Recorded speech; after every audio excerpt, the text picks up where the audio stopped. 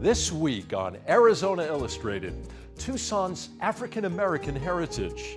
Arizona isn't at the top of the list of places that you would associate with Black history, but you should. The Preventionist, changing lives one kid at a time. This is my passion, to be able to get up every day and impact a person's life. Borderlands Theater, shooting Columbus. I hope that it prompts everyone to question history.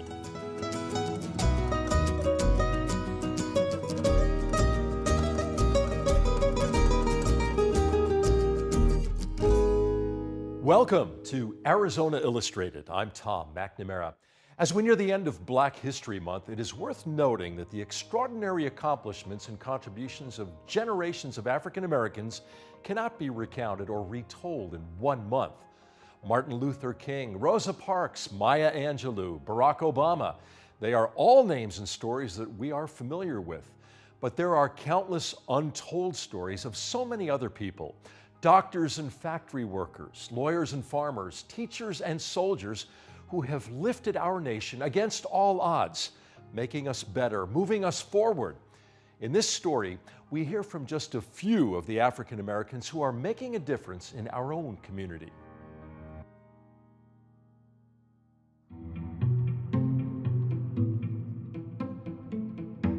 When you think about Black history, Arizona isn't at the top of the list of places that you would associate with that particular history, but you should.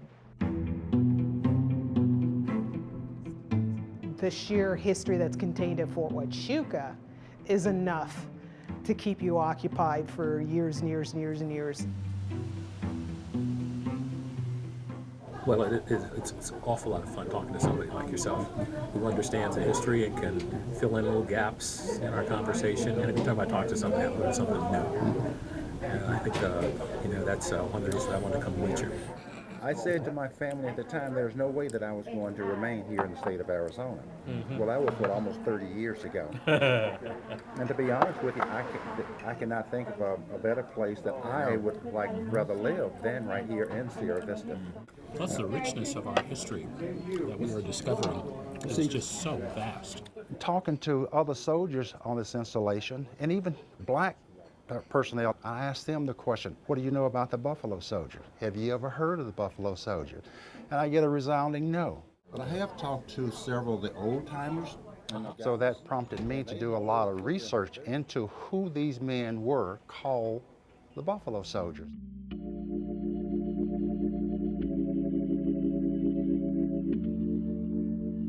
Fort Huachuca is significant. We like to call ourselves the real home of the Buffalo Soldier, simply because all 4 of the historic Buffalo Soldier units were stationed here at one point in their history. The remoteness of the location had something to do with it. Perhaps living in a town that had Black soldiers wasn't appealing to some communities. They kind of pushed them out here, and then they took on duties in the West. I know the history of the Buffalo Soldier now, the 9th and 10th Cavalry, their accomplishments in helping to settle the West. They were former slaves because after the Civil War ended in 1865, 1866 is when Congress authorized the Army to enlist Black men in the regular peacetime Army. For the first time, this was probably the only paycheck these men had ever received. Did I bum that jam off you, man? You gonna use that other jam? Thank you. We try to tell the story of the Buffalo Soldier as honestly and as correctly as we possibly can. Tell them as accurately as we can, while at the same time being sensitive to the plight of the Native Americans and, to the best of our ability, not glorifying or glamorizing the life of the Buffalo Soldier, because there's nothing glorious about it. No. You know. Can you imagine what they had to endure, back in the 1866? Not very much different than slavery, but look at the accomplishments we've achieved since 1866. I think they wanted to prove, too, that America was as much their country as anyone else's. Buffalo soldiers at Fort Huachuca in the 1916, 17, 18 period, and all the way through the Mexican Revolutionary War period at the same time, were the Border Patrol. And they weren't being treated very well for protecting America against foreign invasion. Doing my research, I found that If you want to know anything about Black Americans, look for the negative things. You will find very little to do with blacks on a positive basis. Black history is a shaming process, the way we teach it and the way we convey it to other people. Whenever you start talking to an 8-year-old child about the fact that everybody he's going to hear about in his past or her past was a slave, they immediately feel inferior. But if you begin talking about stories that are true, about people who were courageous, had fortitude, had bravery, and they were free, it changes the consciousness of that child from that day on. My mama always told me, if you're not nervous, then you don't care to succeed. So I feel like I'm taking flight here. Ladies, gentlemen, welcome to Tucson. We'll be moving this way.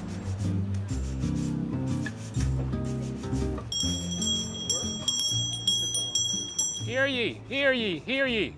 Welcome, Black pilots. Today we want to show you 500 years of history from an Afrocentric point of view, because we have been here for a long time. It's an amazing history that is often not told in our textbooks or to our children, because we were a free people. I am Dr. Michael Ings. With me is my business partner, Andre Newman. Well, I've lived here in Tucson, coming from Virginia, as a veteran for 40 years now. I realized that there were a lot of people who were representing the Buffalo Soldiers very adequately, and I thought, why don't I go back further and see what I can find? And what I found is 500 years of history. This is Esteban Park. This park is named after the first non-native to travel through the Southwest, who was actually a black man, a Moor. His name was Esteban. Folks play rugby, soccer, football here, but not too much is known about this park otherwise. Coming to the Southwest, I felt like an outsider, a transplant. I didn't know that there was history of my people in this area. And when I realized just how deep the history was, just how interesting some of these figures were and are, I just became fascinated. I am honored to have you all here because we are going to share information on the life and times of the first non-native to ever travel through the Southwest, who happened to be a black man, believe it or not. Today, the story that we're going to do is about a woman named Maria Feliciana Arballo. She was a mulata libre, a free black woman. And this woman helped settle the state that we know as California. At this stop, we're talking about Francisco Javier Marquez, one of the soldiers who would have come here. For my whole high school and college career, I worked for the Colonial Williamsburg Foundation, dressed in costume, playing a character as if I was in the 1700s. Now I'm basically dressed in the same costume, playing a role that's somewhat different. The history we have in Arizona really emerged from the diaspora of African peoples from central and southern Mexico, not from the east coast of Virginia and the 13 colonies. If you look at history as being broad, then you have to think any experience that affects your way of thinking is a part of your history. So just because things happened in Mexico in 1519 doesn't mean I can't claim them as a part of my understanding of why I am the person I am today. If it wasn't for the Buffalo Soldiers, we wouldn't be standing here in Arizona, in the Southwest period. Wow, this is very enlightening, and I'm going to go back and share it with my family. As a matter of fact, I have Buffalo Soldiers paintings hanging in my house because I served in the military. I took a likening of the Buffalo Soldier, but I still know very little about it up until today. Most of us know the history of the Tuskegee Airmen, that inspires us as pilots. However, prior to the Tuskegee Airmen, there were people that made history that brought them to be where they are. Imagine what her thoughts were or would be about the accomplishments of her descendants. It just makes you feel good to be a member of the human race. We see the good, the bad, and the ugly of the path that we've traveled. The more details we know like this, You all are going to hold hands here. it fills out your knowledge base. it makes you a happier, prouder human being, I'll say. Read stories like I have that make us proud. We deserve that. We deserve a history that gives us stature. And we have that history buried here in the Southwest, within these walls. Young people today face challenges that past generations couldn't imagine. Cyberbullying, widespread opioid addiction, rising suicide rates, and what feels like an epidemic of mass violence. But sometimes a single voice can make a world of difference, even in the face of large-scale suffering. Geronda Montano is turning her painful past into a positive force for change, one kid at a time. I can hardly remember, maybe from 3rd grade on, going to sleep without hearing the helicopter. I can remember my grandfather trying to make sure that they didn't come and knock down our door because they got the wrong house. That was the buzz around the neighborhood. Make sure LAPD doesn't knock down your door because they were knocking down the wrong doors. The late 80s hit, and that's when you saw the crack cocaine epidemic, and it began to feel like a war zone. As I was growing up, I didn't know it was South Central LA. That's not what it was called.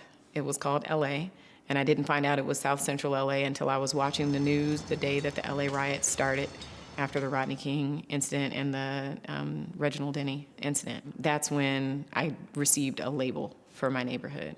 My mom, she was in and out because she was addicted to crack cocaine. I remember the day that it switched, where inside of me I felt like I need to say something to her. It was one word, and it was stop. And it was really loud, and then I just ran out the back door. That was 5th grade. I then started to deal with what I believe was undiagnosed depression. And for me, it came out in the form of anger. I created this person that was untouchable.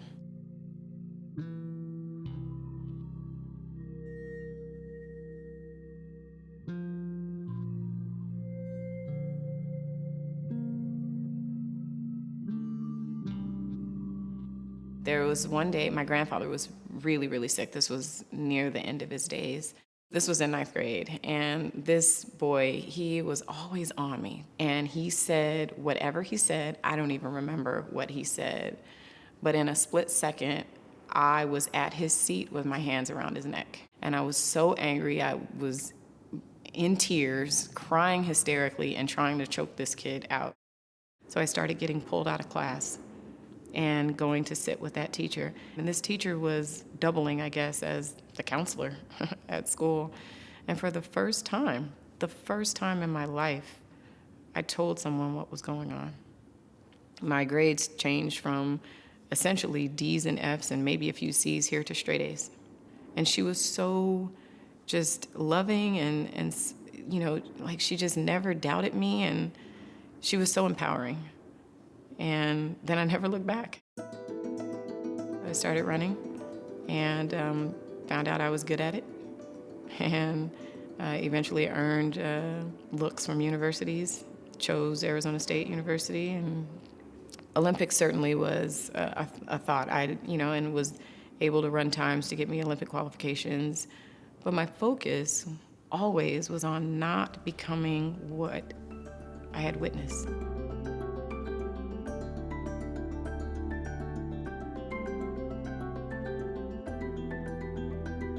Substance abuse, suicide, bullying, body image, internet safety, or digital behavior, and unhealthy relationships. If we don't deal with those issues, they will get worse. That's why prevention is so important. And that's prevention, dealing with it little by little, not getting to the point where there's a crisis and now we need to treat it. Good deal. Are you having a good day? Not so much. Sit close to the front. It's tough. It's really tough being a kid. Are you having a good day? I ask parents all the time, how many of you would go back to the 7th grade?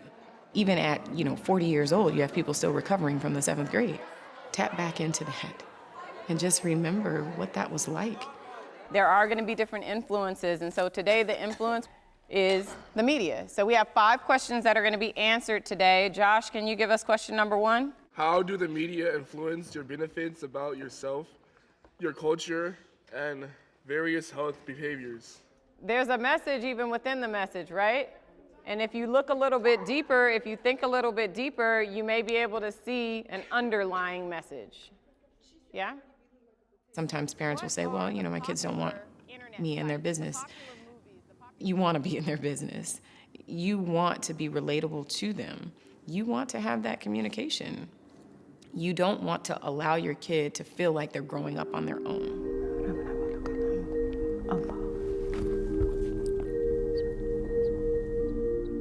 I always remembered that that's where she told me to go to my faith.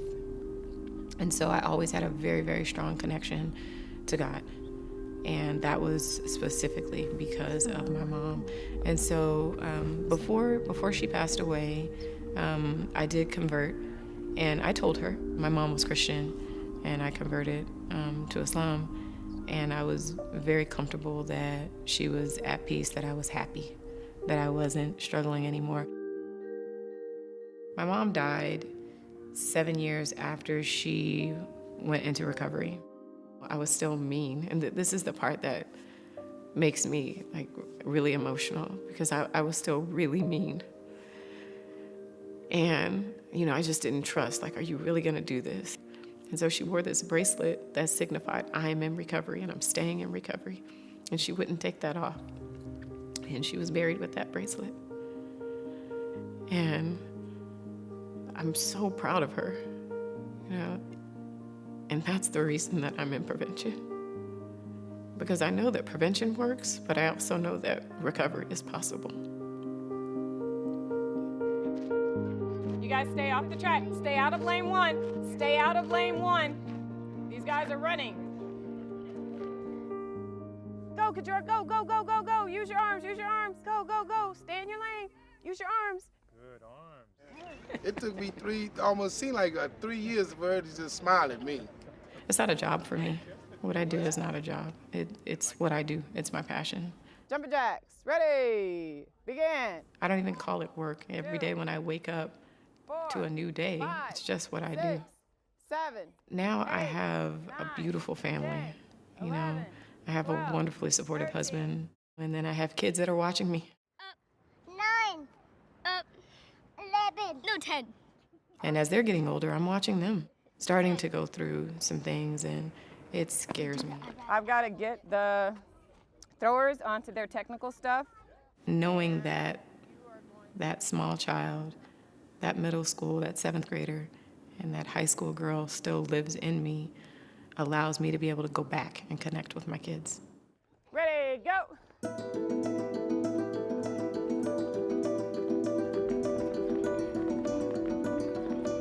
Shut it down. I would like if you could offer your brother some support to say, hey, why don't you go ahead and try it? Whenever I'm in the middle of a really, really good workout I'm really focused on with my sound canceling headphones on, the bell always rings for a group. All right, no one's ever seen me cry about my mom. The tears are, I wish I could apologize to her, you know. I was so sure of myself, you know, thought I knew. And I would tell her, you know what, your weakness is my strength. And I would use it as a jab. And she would always come back with a, I'm glad. I'm glad that my weakness is your strength. Now that I'm a mom, I completely get that. You know, as a teenager, you know, I just thought, she just won't let me get her. But as a mom, I would give every one of my weaknesses to turn it into strength for my kids, for sure. You know, if they can use it to catapult themselves into a life of happiness, absolutely. So I just wish I had one more opportunity to tell her thank you for that gift, because she really gave me my entire life. You know, more than the day that she had me, but my entire life. And everything that I'm doing today is because of my mom. Last spring, arts and culture producer Andrew Brown went to find out what shooting Columbus was all about. The inventive Borderlands theater play asks a simple question. If settlers never arrived here, how would life be different? The play explores that question by focusing on the current struggles of indigenous peoples and asks us to imagine a future that is radically different from our past.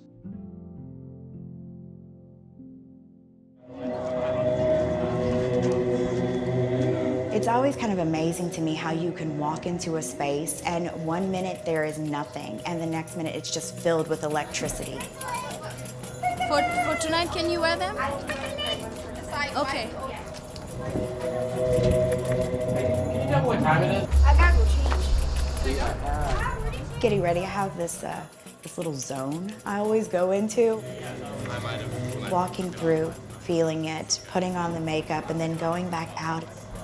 About 20 years ago, I penned a script called Shooting Columbus, but I set it aside. I didn't know what to do with it because as a non-Native person, I didn't want to be yet another non-Native person that was writing about Native Americans. 4 years ago, I approached Adam Cooper-Tehran and Rachel Bowditch, and then we invited in a collective of Indigenous and non-Indigenous artists to totally deconstruct the play. It was an approach to reflect Indigenous knowledge and Indigenous culture through art. I like that it's experimental, and I like that it's immersive. Would there be words? If I was given time, would it have a voice? It's not a simple question, but it has one question. How would the world be different if settlers had never come? I hope that it prompts everyone to question history.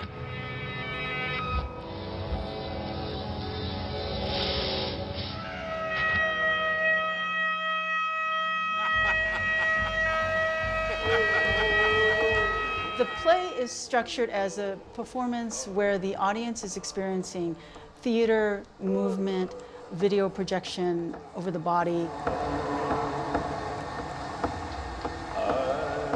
My tribes are Omaha, Hopi, Dene, and Northern Ute. Most of my community members and certain elders that I've grown up with and that I've known, they went through a great deal of trauma going to boarding school. They were stripped from their indigenous culture, their language, and it's something that's always been swept under the rug.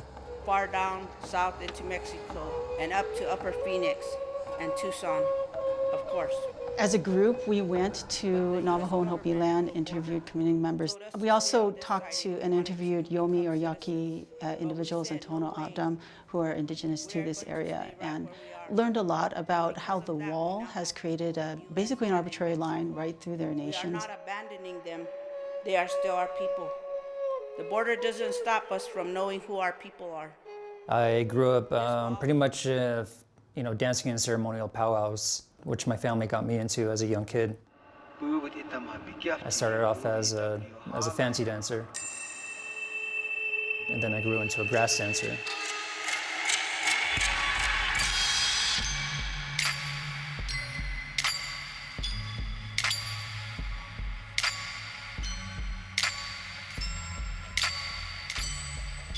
If you're an artist, you want to utilize it where you come from.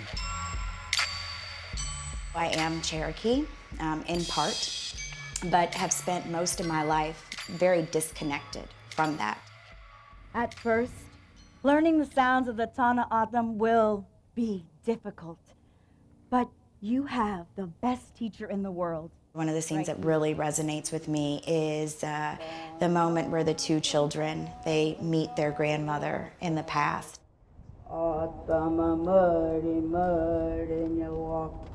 Grandma, this is too hard. In order to remain, again, connected to ourselves, our culture, our people, language is so incredibly important, but sometimes, because it is hard, that really prevents us from taking that journey or for being willing to continue to engage. There's one scene in the play where I play as a polluted body. You never said or sorry. Language is important. You're dealing with an abuse or with an alcohol, whether it's drugs or whether it's traumatic past, and I deal with that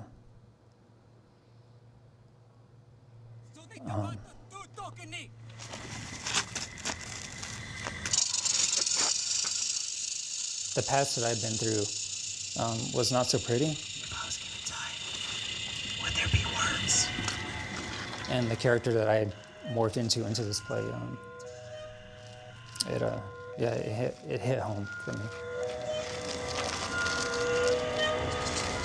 We must change history. We have always been here. The past is only ever the past, and we've completely learned from it, and so therefore we have changed something. The past is always the present as long as we continue to allow individuals to be marginalized, to be divided, to be pushed away, to be hidden in corners. We try not to give answers to questions in this play. We try to actually ask more questions. So I would tell these young people, listen to the language where you come from.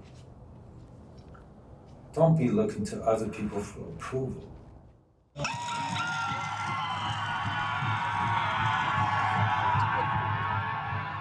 I hope not that folks will try to somehow change the past. That's gone. Let it go.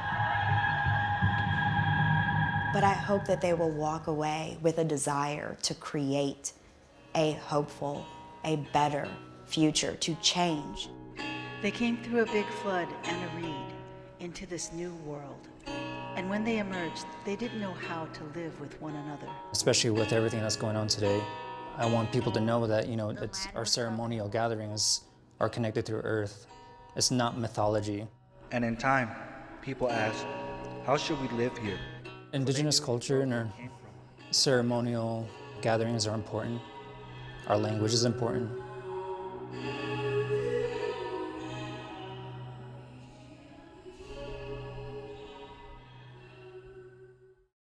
A new play from Borderlands Theater will be premiering March 15th at the Temple of Music and Art Cabaret. The Mermaid Hour is the story of two parents with different takes on how to raise their impulsive tween daughter Violet and how her YouTube video changes everything. You can find out more at borderlandstheater.org. Thank you for joining us here on Arizona Illustrated. Next week, we begin airing encore episodes. We'll be back with a new episode on Sunday, March 25th. I'm Tom McNamara. See you then.